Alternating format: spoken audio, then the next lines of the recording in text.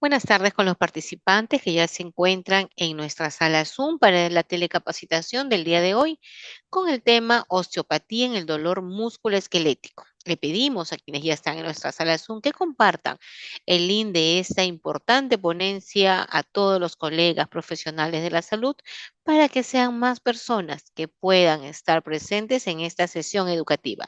En breves minutos nos conectamos. Permiso. Ya estamos listos entonces. Muy buenas tardes con todos los participantes. Bienvenidos. Le damos la más cordial bienvenida desde el Ministerio de Salud y la Dirección de Infosalud.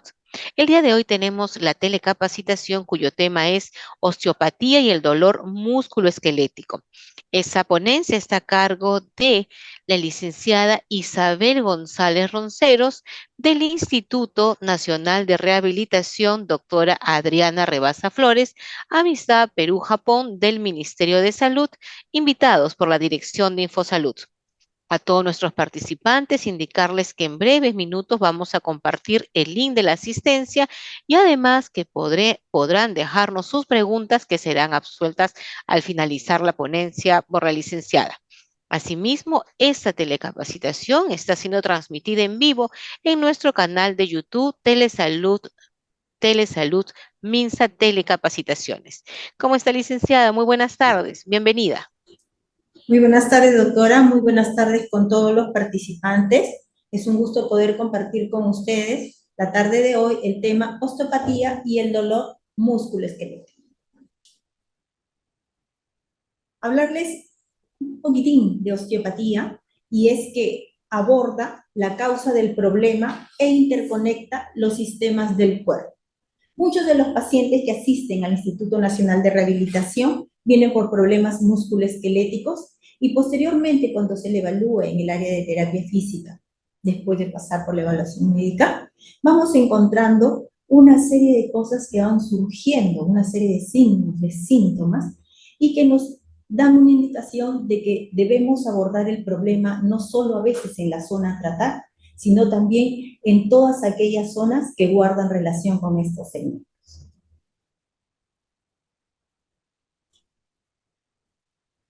En el ámbito de la osteopatía, una afección del sistema musculoesquelético se le denomina disfunción somática.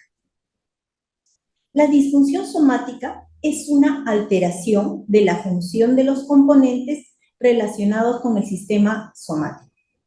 Tenemos las estructuras esqueléticas articulares y miofasciales, así como elementos vasculares, linfáticos y neurales. ¿Y qué es en este caso una disfunción somática? Un cambio en la función normal de una articulación.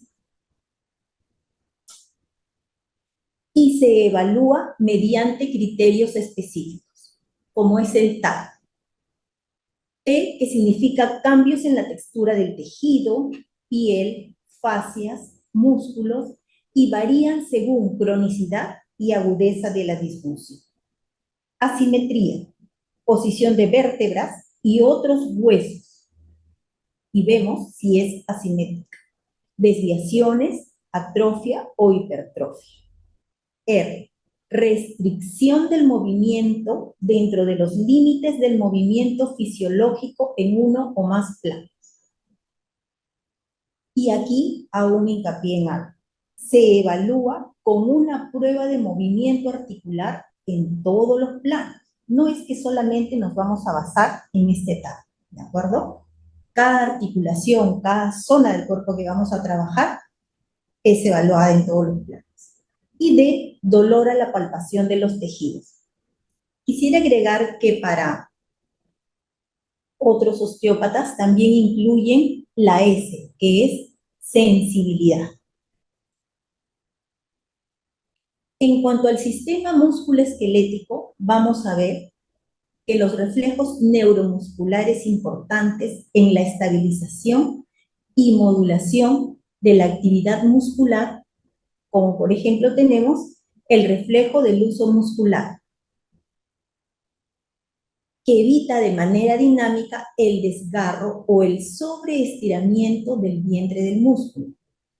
El reflejo tendinoso de Golgi, que protege la función tendinosa del desgarro. Si se activa de forma inadecuada, crea o mantiene una función muscular anormal. Y es por eso que durante el desarrollo de las sesiones de osteopatía, hacemos técnicas que se dirijan al trabajo sobre el uso muscular o al trabajo sobre el órgano tendinoso de Golgi. Entonces vamos a ver que tanto el reflejo del uso muscular y del reflejo tendinoso de Golgi, en teoría, puede ser un mecanismo protector para un músculo dañado. Y es por eso que tenemos que ser muy cuidadosos al momento de trabajar. ¿Por qué? Porque podemos hacer un estiramiento y en lugar de ayudar a que el músculo recupere su longitud normal, vamos a producir todo un mecanismo protector que después que termina la sesión, nuevamente hace que el músculo se acorte. También tenemos el reflejo de extensor cruzado para actividades como caminar, gatear, escalar y correr. Y aquí hay otra parte importante. Nosotros dirigimos nuestro trabajo para conseguir movimientos, para hacer que la persona realice con normalidad todas sus actividades de vida diaria. Y aquí es donde nosotros hacemos hincapié en técnicas de, por ejemplo, ¿no?, de baja amplitud pero alta velocidad. ¿Para qué? Para poder ayudar a interrumpir cualquier reflejo nervioso inadecuado que se esté produciendo e integrarlo a todo este sistema de biofeedback del cuerpo humano. Tenemos a la inervación recíproca, donde unos músculos se van a contraer y otros se van a relajar para poder realizar las actividades. Y tenemos este mecanismo de segmentación, que es el mapeo de un dermatoma e inervación cutánea, y es un método establecido para localizar un proceso patológico en un segmento en particular. Y aquí quisiera hacer un pequeño alto. Cuando el mecanismo de segmentación se da, involucra el sistema musculoesquelético, pero también involucra a otros sistemas que llegan a esa segmentación, ¿no? Y es por eso que se establecen las relaciones y que en osteopatía, cuando tratamos un dolor musculoesquelético, también estamos valorando simultáneamente cómo es el trabajo visceral y cómo es el trabajo de las meninges en el sistema nervioso central y cómo todo esto interactuando, tanto uno como el otro, puede dar disfunciones somáticas. Y aquí por eso también se ha hecho justo un alto en estos reflejos viscerosomáticos. Nosotros sabemos que por el sistema de doble hoja que tiene las cavidades de nuestro cuerpo, llámense la cavidad abdominal, el peritoneo, este sistema de doble hoja comunica la parte visceral con la parte musculoesquelética. Y todo esto, lógicamente, está ligado al sistema nervioso a través de los reflejos viscerosomáticos. Es aquel en el cual una enfermedad de un órgano o tejido interno produce una disfunción refleja musculoesquelética relacionada de manera segmentaria.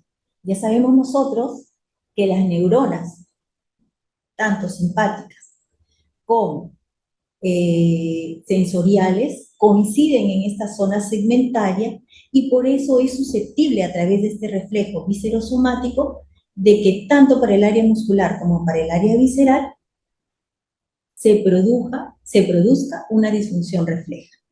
Y aquí hay una parte importante. Un problema musculoesquelético puede llevar a ser un problema visceral si la zona está restringida, carente de movimiento, carente de irrigación, carente de nutrición, carente de eliminación de todas aquellas sustancias que están trayendo esta disfunción, lógicamente va a hacer que el órgano no se mueva adecuadamente, porque no solo el sistema musculoesquelético tiene ejes y plano, el sistema visceral también.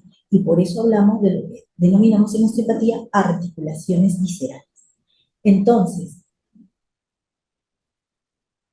podemos decir que el uno o el otro, a través de estos reflejos, transmiten información disfuncional. Sí. Entonces vemos que el dolor musculoesquelético relacionado con la disfunción visceral puede ser el único síntoma de presentación del reflejo viscerosomático. ¿Es fácil detectar esto? No. Entonces esto se tiene que hacer a través de una adecuada historia clínica, a través de una evaluación de los especialistas y que puede ser ayudado por todo lo que es la parte del diagnóstico auxiliar para complementar o determinar el diagnóstico adecuado. Las disfunciones del reflejo viscerosomático pueden ser agudas o crónicas. Las disfunciones agudas son mayormente indistinguibles de cualquier otra disfunción somática.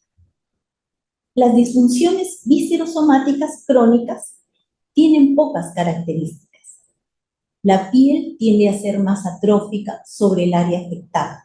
Los tejidos muestran esponjosidad firme y seca, textura muy firme, movimiento articular más restringido y parece más fijo que la disfunción usual.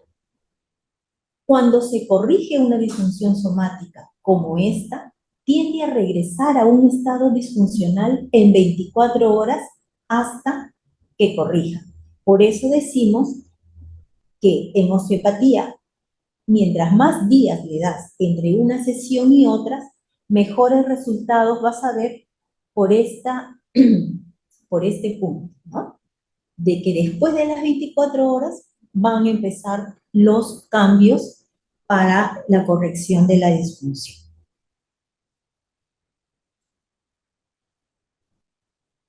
También trabajamos mucho nosotros con lo que son los reflejos somatoviscerales, que se refiere a las alteraciones musculoesqueléticas, disfunciones somáticas que alteran la función de los órganos, que conversábamos hace un momento.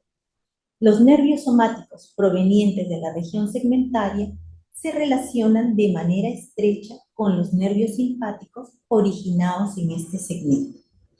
Entonces, aquí estamos viendo que a través de estas comunicaciones nerviosas es que tanto el sistema visceral se manifiesta en el sistema musculoesquelético o viceversa.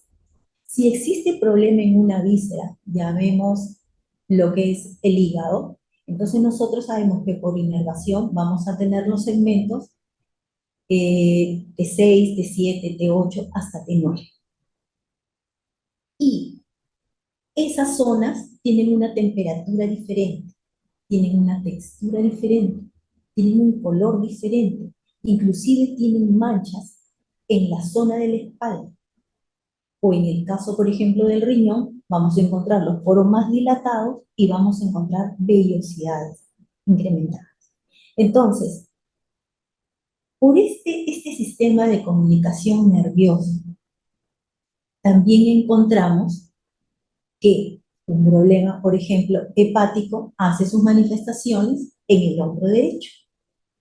Y ahí el arte, tanto de la parte médica como de la parte de terapia, para encontrar ese pequeño margen de interconexión que existe y determinar exactamente que el problema es más hepático que musculoesquelético. Y es bien fácil, hacemos una valoración del hígado, es decir, del movimiento del hígado en todos sus ejes, y cuando encontramos su limitación se empieza a corregir e inmediatamente el dolor del hombro empieza a ceder, que es lo que se hace en la práctica cuando estamos trabajando con los pacientes. Empezamos los movimientos de bombeos hepáticos, movimiento del hígado en sus ejes, y el paciente está viniendo por un dolor de hombro. Entonces le explico, mire, vamos a mover toda la parte de la caja torácica para conseguir una mayor movilidad y todo lo demás. Porque le resultaría muy complicado a un paciente poder explicarle todo este sistema nervioso y todas sus relaciones con el sistema musculoesquelético. ¿El dolor musculoesquelético puede tener otros orígenes? Sí. Y les he traído en esta ocasión para presentarles lo que es la parte del diafragma cervical. ¿Sí? Está formado, por ejemplo, este diafragma cervical por fascias cervicales, músculos del cuello, pero también por fijaciones ligamentarias del pulmón y fijaciones ligamentarias del corazón. Entonces, cuando encontramos a una persona con un dorso muy curvo, con una cifosis muy marcada, con un problema de hombro, estamos hablando ya no solamente del sistema musculoesquelético, sino que estamos viendo que estas disfunciones dadas en el sistema musculoesquelético también le van a dar problemas y disfunciones sobre los ligamentos del pulmón y sobre los ligamentos del corazón. Ustedes me dirán, ¿y eso va a traer problemas? Y qué sé yo, en 20, 30, 40, según la propia tipología del paciente, según los factores hereditarios, según sus propias características, la labor que desarrolle, podrá desarrollarlo en el tiempo, o más temprano, o más alejado, un problema de este tipo. Sí. Entonces, todas las personas asmáticas tienen esta posición, achada, hundido la zona del sifoides, sobre la zona del epigastrio, sobre la zona umbilical. Entonces, a veces vemos que las madres le dicen a sus hijos, siéntate derecho, párate derecho. Y no es que el chico no quiera obedecerle o no quiera hacer caso, sino simplemente que estas comunicaciones de estos dos sistemas están haciendo que no pueda hacerlo. No es que no quiera, sino que no puede. Hasta que empezamos a liberar todas las influencias del diafragma, de la caja torácica, empezamos a ver los ligamentos interpleurales, empezamos a ver todos los ligamentos del corazón y de pronto la persona se paró y dijo, ¿qué pasó? Estoy derecha. Hasta una persona adulta, un adulto mayor. Hay un cambio inmediatamente cuando uno quita las tensiones sobre esas zonas. Entonces el dolor baja, porque le estás quitando las tensiones de todas aquellas zonas que están en disfunción en relación con la estructura musculoesquelética. Entonces, por ahí alguien quizás me pregunte, no lo sé. ¿Me quiere decir entonces que el sistema visceral, el sistema craneal, tienen que trabajarse como tal para poder conseguir cambios más rápidos y más permanentes en la postura? Sí. Además de que la postura se trabaja también los sistemas visuales, los sistemas vestibulares, el sistema masticatorio y toda la parte de receptores altos y receptores bajos, ¿no? Entonces, es muy interesante todo este tema y que finalmente esas alteraciones de la postura te llevan a ti a hacer dolores musculoesqueléticos definitivamente, porque permanentemente no solamente tienes en tensión, en disfunción esa estructura, sino que tienes al sistema nervioso transmitiendo permanentemente información errónea. Ahora, este diafragma cervical, ¿tiene dolencias orgánicas? Sí, porque el paciente cuando te viene con dolores de cabeza, o sea, ¿no? Las cefaleas, viene con trastornos vagotónicos, ¿ok? Viene con trastornos de deglución y viene con dolencias viscerales. Los trastornos simpático-tónicos, trastornos cardiales, referente al corazón, como la taquicardia, también viene con trastornos circulatorios, respiratorios, visuales, entre otros. ¿Podemos tener dolencias vasculares? Sí. En las extremidades superiores y el cráneo. También trastornos de la circulación de las extremidades inferiores, abdomen, etc. Toda zona edematizada se traduce en dolor, se traduce en dolor. En las extremidades superiores, ojo, cuando vienen con fracturas, cuando vienen con cirugías, cuando han estado mucho tiempo enyesados, aunque no sea la zona, ¿ok?, de lesión, definitivamente esa inmovilización trae trastornos de la circulación linfática. Y esa zona guarda relación con este diafragma linfático, perdón, con este diafragma cervical, sí. ¿Por qué? Porque la zona S7 con la zona T1 es la zona del ganglio cervical inferior, encargado de toda la parte circulatoria para las extremidades superiores. Entonces, un problema musculoesquelético que lleva a ser trastorno de otros tipos, sí. ¿Y tenemos que abordarlos? Sí. Ese es el ámbito de aplicación de todos aquellos que trabajamos para la reeducación del movimiento. Cuando nosotros tenemos espasmos en la región del cuello, tenemos también trastornos vértebro-basilares, como vértigo, náusea, cefaleas, pérdida de la visión, por el centro cilioespinal de Bach, C8 con T2. Entonces, cuando las personas, uno le está haciendo un trabajo de corrección cervical, ¿ok? De pronto se para y dice, veo mejor. Así es. Cuando empezamos a trabajar las cervicales altas, eh, o la C1 con occipital, y uno consigue la liberación de esa zona, definitivamente tienes una mejor visión.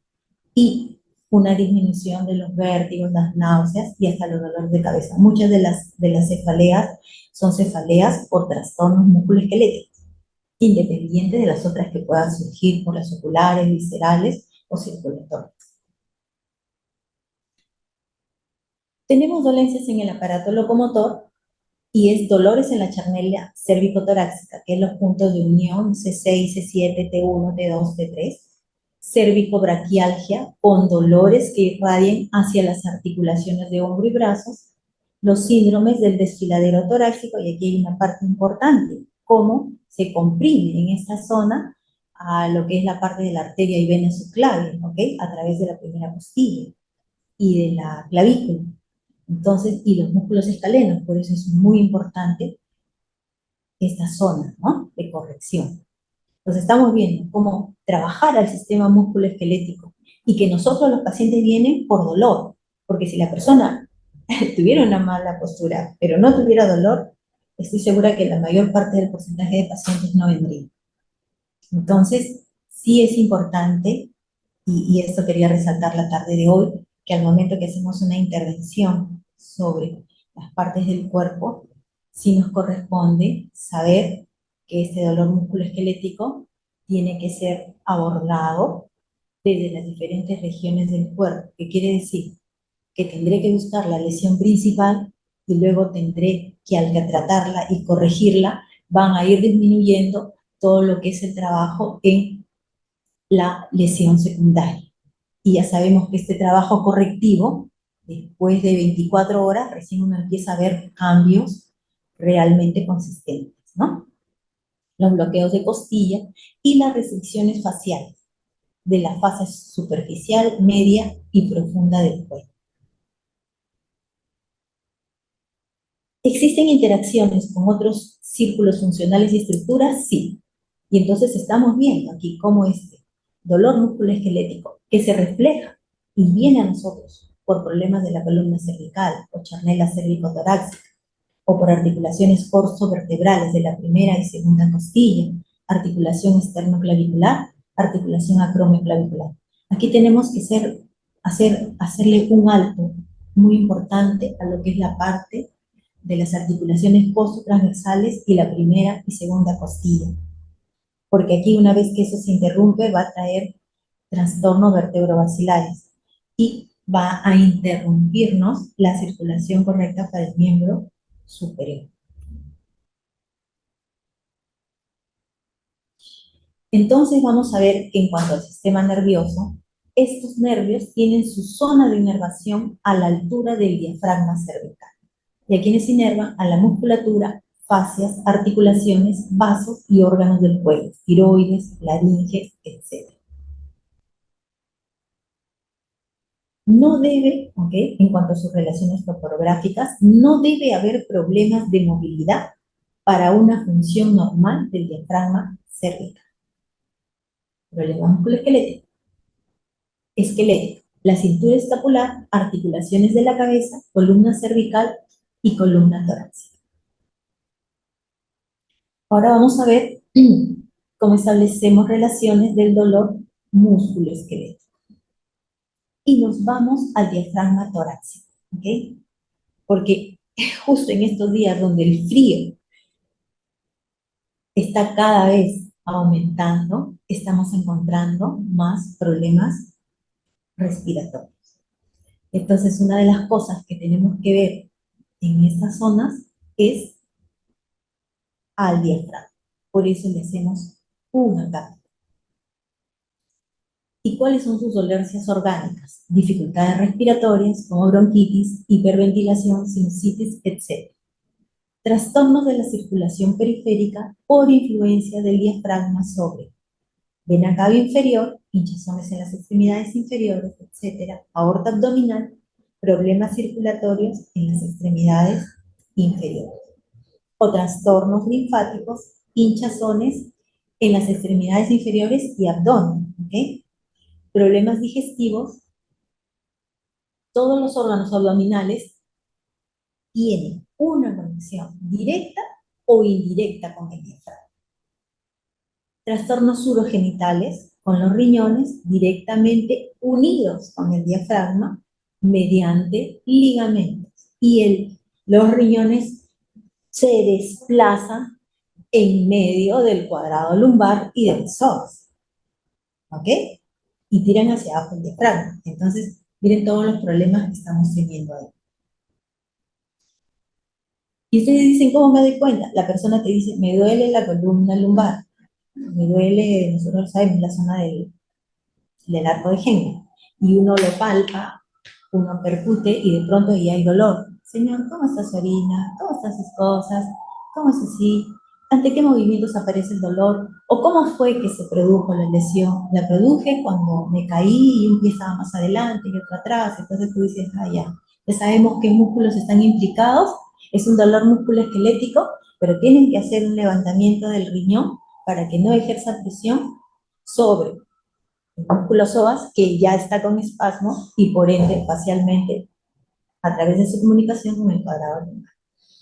Entonces, ese dolor musculoesquelético en osteopatía lo abordamos también haciendo correcciones viscerales, faciales y craneosacrales. Dolencias en el aparato locomotor. Tenemos dolores o contracturas en la charnela toracolumbar, alteraciones de la postura y dolores debajo de los arcos costales. Y aquí justamente estamos viendo las zonas del tejido conectivo del diafragma. Y aquí vemos dos puntos de tejido conectivo del diafragma y que se sitúan al lado del apéndice cifoide. Y esto es importante, porque si el diafragma se queda arriba, trae una serie de afecciones. Y si el diafragma se queda abajo, también. Y es que cuando el diafragma tiene problema, se nos ocurre pensar que va a haber problema a nivel de T2, L1, L2, va a haber problema en L5, S1, va a haber problemas, quizás algunos, sacrococcígeos, pero ninguno piensa que va a traer problemas en el piso pélvico, que también es un dolor musculoesquelético, ¿ok? Y que va a traer con el tiempo, si se queda abajo, los famosos prolapsos.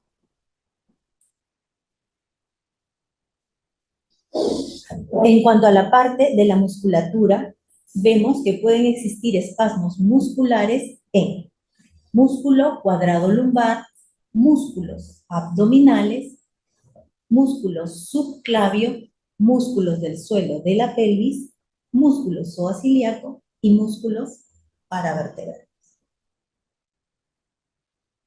Por sus interacciones óseas, en las estructuras óseas, tenemos al esternón, arcos costales inferiores, 12ª vértebra dorsal y tercera vértebra lumbar en los pilares derecho e izquierdo del diafragma. Entonces, ahí viene lo bonito del razonamiento, ¿no? Porque este es nada más es anatomía, es fisiología, es integración de los sistemas. Pero yo tengo un problema en diafragma. He hecho perfectamente mi técnica musculoesquelética, sin importar, sea osteopática o cualquier otra especialidad que tiene el fisioterapeuta, pero no libera completamente. ¿Qué pasó? ¿Qué sucedió? Porque trabajamos la parte musculoesquelética, pero no trabajamos la inervación motora del diafragma. Es decir, que nuestras técnicas de corrección tendrán que ir a las vértebras C3 y C4 para que realmente consigamos una verdadera liberación del diafragma. Tenemos a los nervios intercostales de T6 a T12 por inervación sensitiva del borde del diafragma.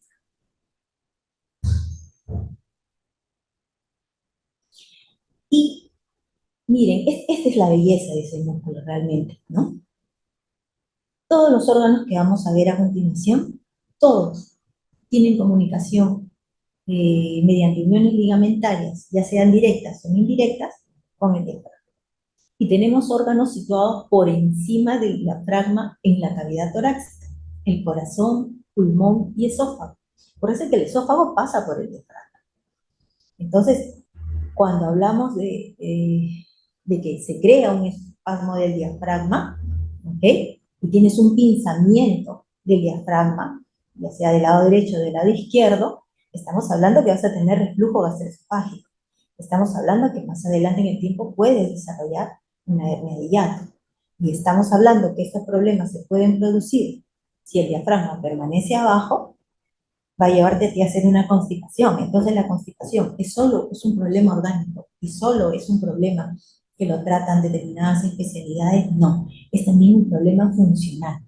Es un problema que guarda relación con la profesión de la terapia física y con el área de la rehabilitación. ¿Por qué? Porque el diafragma tiene una doble inervación. Tiene una inervación musculoesquelética, pero también tiene una inervación autonómica.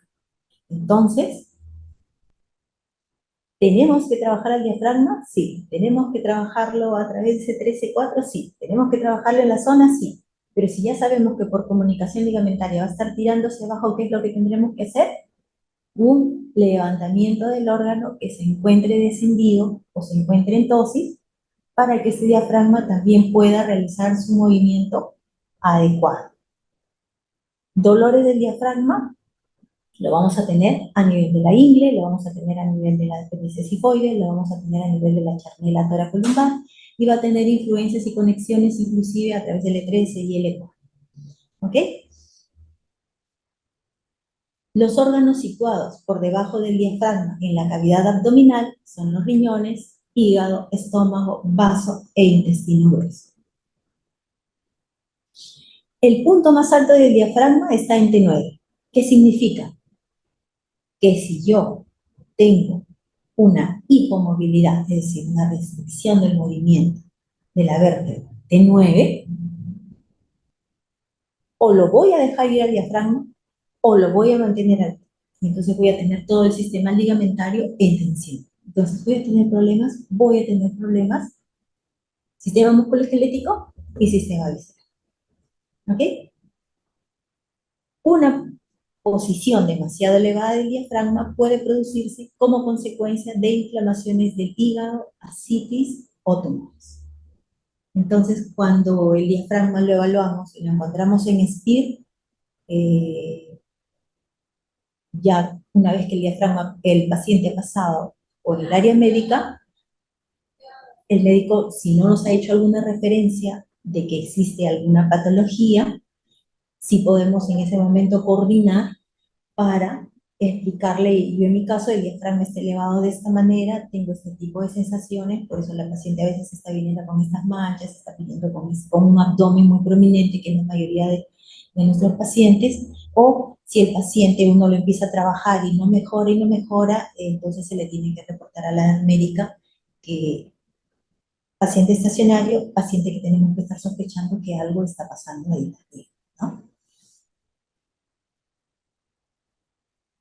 Otra de las cosas que trabajamos mucho en osteopatía, cuando hablamos del dolor musculoesquelético, es la facilitación, que indica que un área de alteración o restricción desarrolla un umbral más bajo de irritación y disfunción cuando se estimulan otras estructuras.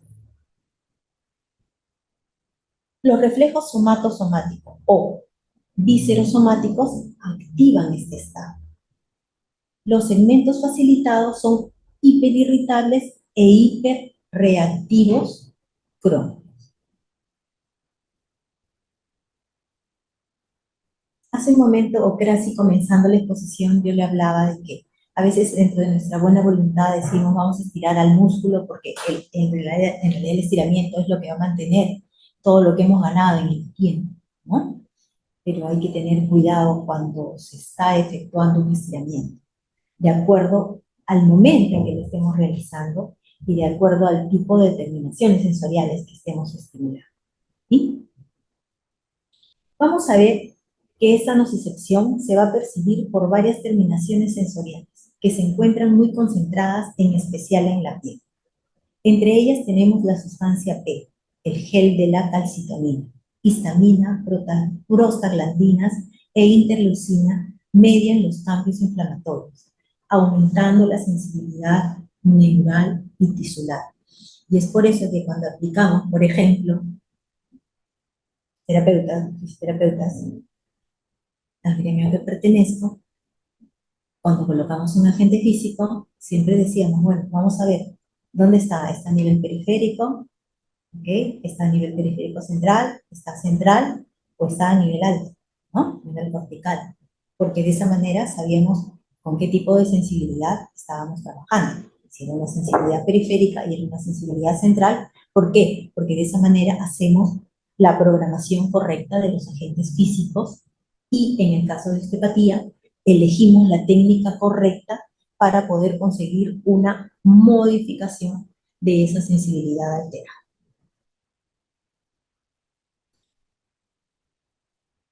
Después de todo lo que hemos estado conversando, creo que ya todos tenemos súper claro que el dolor genera un ciclo. Este ciclo es inflamación, restricción del movimiento, cambios histoquímicos, contracción y finalmente la disfunción. ¿Qué pueden causarnos este dolor musculoesquelético? Los espasmos musculares de diverso origen pueden provocar dolor. Las contracciones musculares prolongadas irritan el músculo inmovilizado. Los ligamentos y tendones relacionados producen el ciclo del dolor y la gravedad del dolor refleja cuánto tiempo o cómo se mantiene una contracción sostenida y que finalmente a qué nos va a llevar a hacer isquemia y que algunos a la isquemia le llaman anemia del tejido. La retención de metabolitos irritantes y productos de desecho, concentraciones elevadas de sustancia P en personas con síndrome de dolor miofascial crónico, que vemos muchísimo en este hospital. La falta de acumulación de calcio en el retículo endoplásmico, y eso también provoca que el dolor se mantenga en el tiempo. La interacción anormal entre las fibrillas musculares de actina y miosina, y también, por supuesto, la ansiedad. Aquí les voy a mostrar algunas técnicas de tratamiento que utilizamos en osteopatía. He elegido algunas, no he puesto todas, pero, por ejemplo, tenemos las técnicas miofaciales, que están incluidas dentro del trabajo osteopático, pero que lógicamente también hay gente que se ha dedicado al estudio profundo de la fascia y que también ha creado sus propias. Tenemos la técnica manipulativa, impulso de alta velocidad y de baja amplitud. Tenemos, por ejemplo, técnicas de contratensión, donde llevamos a la zona en disfunción hacia la barrera de restricción y procedemos luego a darle un mayor impulso para conseguir la relajación del músculo. Es decir, lo llevamos hacia el lado que quiera ir, lo que dicen algunos, hacia la facilidad. También tenemos técnicas de energía muscular. Y con estas técnicas no podemos causar problemas ni aunque queramos. Tenemos también, por ejemplo, técnicas para tratamiento craneosacro. Muchas personas que tienen dolores cervicales, tienen problemas de ansiedad, tienen problemas de migrañas, de cefalea, de vértigo, se tratan justamente a través de las técnicas craneales y del sacro. Estas técnicas pueden ser empleadas en neonatos, bebés, niños, adultos, adultos mayores. Y lógicamente lo que hemos estado hablando en una buena parte de la exposición, los que son también las técnicas viscerales, justamente por estas comunicaciones tan grandes con el sistema visceral. En el caso de las técnicas craniosacrales, ¿tienen comunicación con el sistema visceral? Claro que sí, a través de las membranas craneales, a través de la duramada, con los músculos del cuello, con el sacro, emerge a través de las vértebras sacra 2, se inserta en los ligamentos coxígeos. Eso es el ligamento tan exquisito cuando uno se cae sentado sobre el cox. Entonces, todos estos sistemas guardan comunicación con el sistema músculo-esquelético y por ende son susceptibles de nuestro tratamiento y ha sido el motivo de la tarde de hoy de hablar del dolor músculo-esquelético. Bueno, quería terminar presentándole algunas imágenes de las técnicas y les agradecería que me hicieran llegar algunas preguntas antes de terminar la exposición.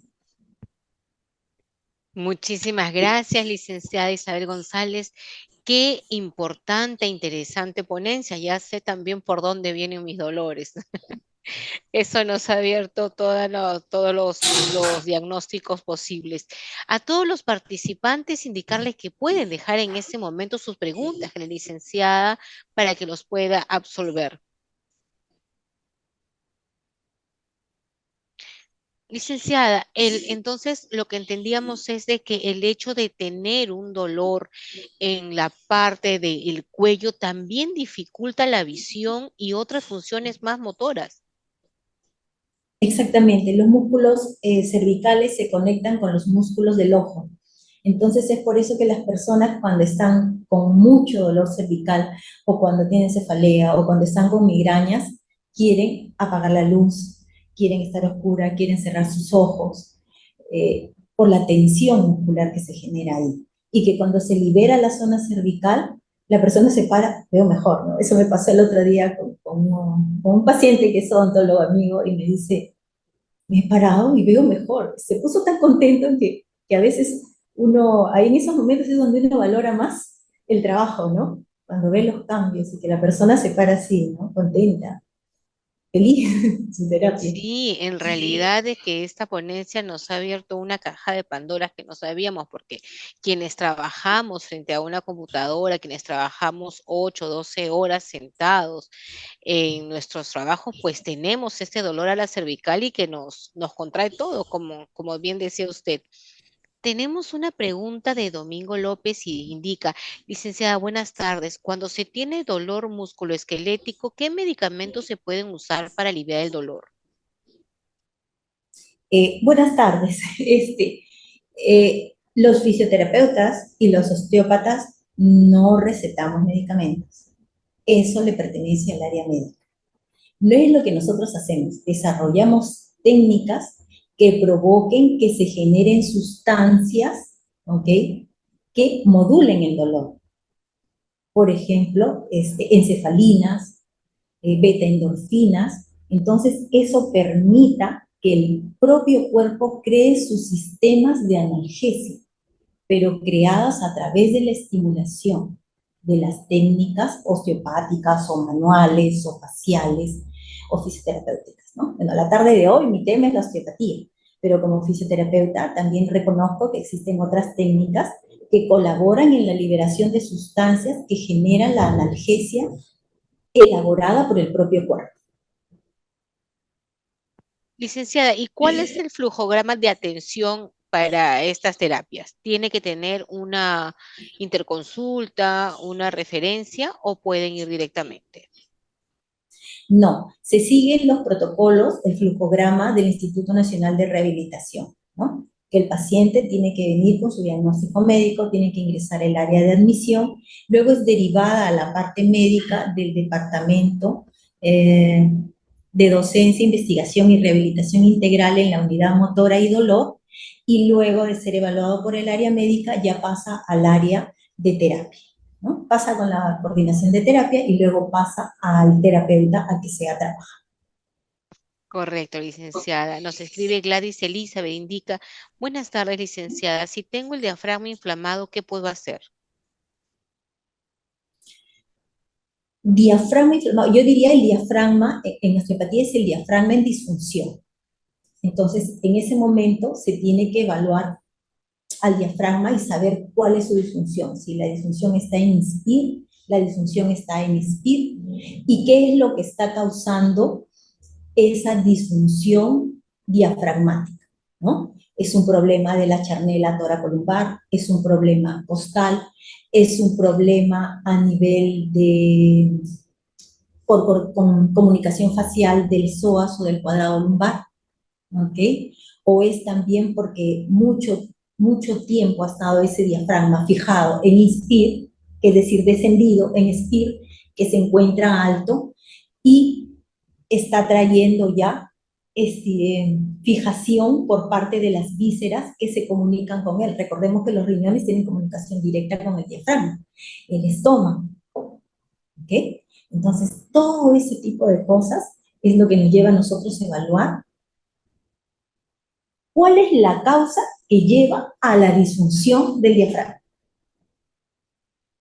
¿Okay?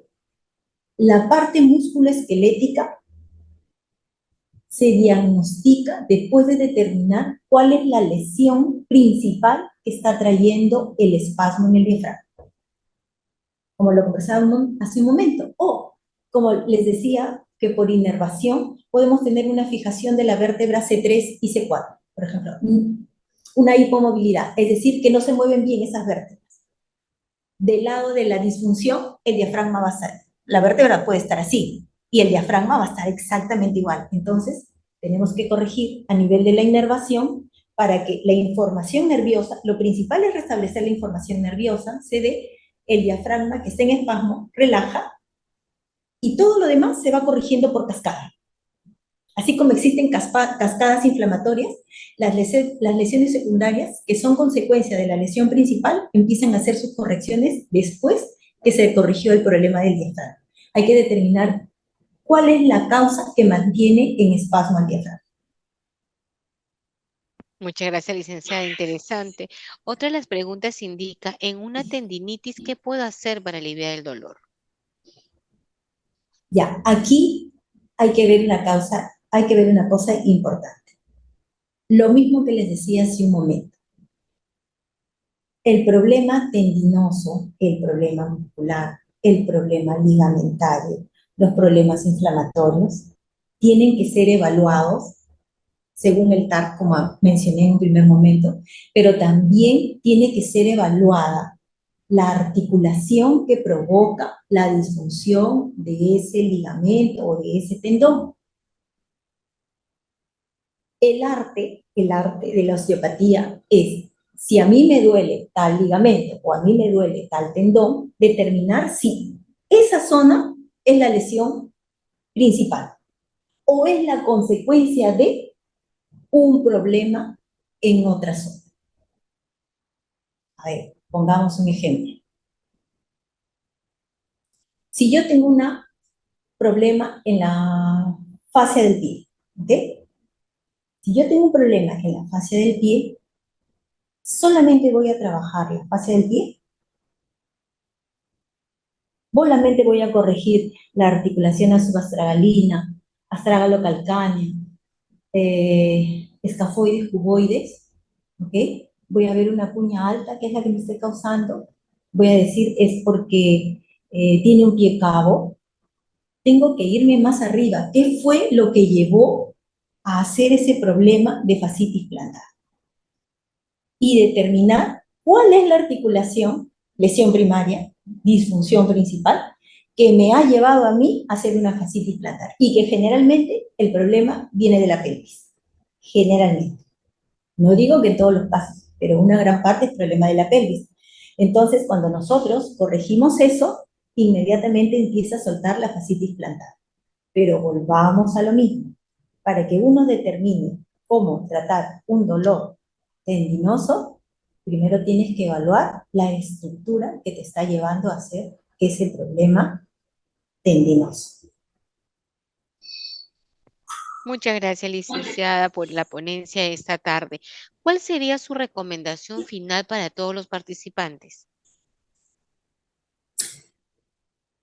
Bueno, me imagino que la mayoría de participantes somos profesionales de la salud. Yo creo que para el abordaje exitoso de un paciente, la tarde de hoy, y yo tengo que defender definitivamente a la osteopatía, que es lo que me ha traído acá, porque soy osteópata, pero en realidad es el trabajo multidisciplinario. Yo creo que haciendo un trabajo multidisciplinario, coordinado, con participación de todos los profesionales de la salud, conversando y teniendo una dirección común, que es el paciente, todas las técnicas que empleemos nos va a llevar a tener un tratamiento exitoso. Yo creo que la reflexión de esta tarde, trabajando en una institución que lidera y que es normadora de toda la parte de rehabilitación a nivel nacional, es el trabajo multidisciplinario. Y dentro de este trabajo multidisciplinario está la osteopatía, que ya he mostrado en unas pequeñas pinceladas, por breves momentos, sus bondades, pero yo creo que todo trabajo tiene que ser en equipo. Así es, el trabajo siempre en equipo de Muchas profesionales gracias. de salud. A usted, licenciada, Muchas gracias, gracias por doctora. esta Gracias a todas por excelente la tarde de ponencia. hoy. Gracias a usted. Esperamos tenerla en otra oportunidad, licenciada, porque su ponencia ha sido bastante explícita y nos ha dejado pues varias respuestas. Nos ha aliviado algunas dudas también. A todos los participantes.